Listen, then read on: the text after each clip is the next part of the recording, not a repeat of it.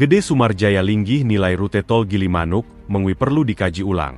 UMKM bisa mati, pertumbuhan tidak merata.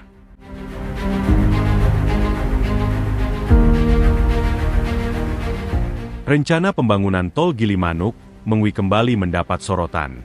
Anggota Komisi 6 DPR RI Dapil Bali, Gede Sumarjaya linggih, menilai pembangunan tol tersebut perlu dikaji ulang terutama dari sisi pemerataan ekonomi dan keberlanjutan sektor usaha mikro kecil menengah, UMKM.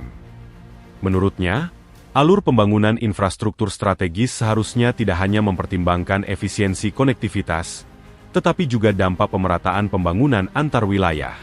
Ketua DPD Golkar Bali ini menilai jalur yang direncanakan saat ini akan melanjutkan pola pembangunan yang timpang. Jika arus kendaraan diarahkan sepenuhnya ke jalur baru yang langsung menghubungkan Gilimanuk dengan Mengwi tanpa berhenti, maka UMKM sepanjang rute lama akan kehilangan pelanggan dan perlahan mati. Saya tadi mengkritisi apa? Tol Gilimanuk Mengwi yang harusnya adalah putar dulu ke daerah selatan, ke daerah utara, sehingga akhirnya di utara itu bisa tumbuh. Kenapa? Karena pertumbuhan itu sangat erat kaitannya dengan infrastruktur. Kalau infrastrukturnya bagus, daerah itu tumbuh. Kalau infrastrukturnya jelek, ya pasti akan mengurangi pertumbuhan itu sendiri. Tolnya arahnya yang sekarang Gilimanuk Mengwi, arahkan ke Gilimanuk Seririt Soka. Sehingga apa? Jalan yang selama ini ke Jembrana, Mengwi Gilimanuk ini konsentrasinya jadi berkurang, ya. Tapi UMKM-nya tetap tumbuh. Tapi kalau di tol, UMKM sepanjang ini pasti mati. Nah, RDTR-nya makanya RDTR ini harus mengembangkan daerah-daerah yang tertinggal. Di Bali ini yang tertinggal mana? Buleleng, Karangasem.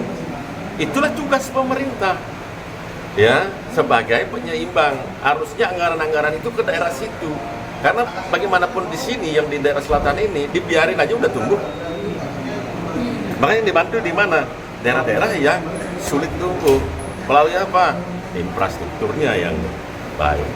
Anggota fraksi Golkar DPR RI itu menegaskan bahwa kasus seperti ini bukan sesuatu yang baru. Banyak contoh di daerah lain menunjukkan bagaimana perubahan rute ekonomi yang berbasis tol berdampak buruk terhadap pelaku usaha yang selama ini hidup dari aliran kendaraan darat. Terkait sumber pembiayaan, ia menyebut tol ini sebenarnya belum layak secara trafik harian, namun masih dapat ditangani melalui strategi pengembangan kawasan berbasis kenaikan nilai lahan. Menurutnya, apabila rute tol dialihkan ke Gilimanuk Seririt Soka, peluang investasi akan lebih besar dan tujuan pemerataan ekonomi lebih mungkin tercapai.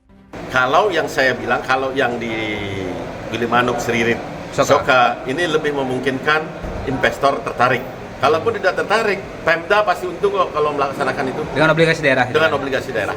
Tapi kalau dengan di Gilimanuk sekarang ini dengan Mengwi, tidak menyelesaikan persoalan. Persoalannya akhirnya apa? Ngumplek lagi di Denpasar dan di Badung. Walaupun ada pecahan katanya mau ke Gianyar dari Mengwi.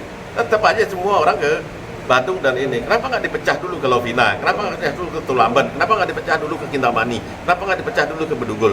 Melalui tol Gilimanuk Seririt ini. Padahal kalau tolnya dialihkan ke situ, Jembrana akan menurun kendaraan sehingga lebih lega dan sebagainya. Orang lebih tertarik untuk ke daerah Jembrana ataupun UMKM-nya akan tetap hidup. Dan ini pengalaman di mana-mana. Pantura UMKM-nya mati. Di tol Bandung Jakarta dulu yang namanya daerah Puncak sebelah sana mati. Nah, untuk sekarang Puncak menjadi destinasi orang liburan. Kalau enggak, semua.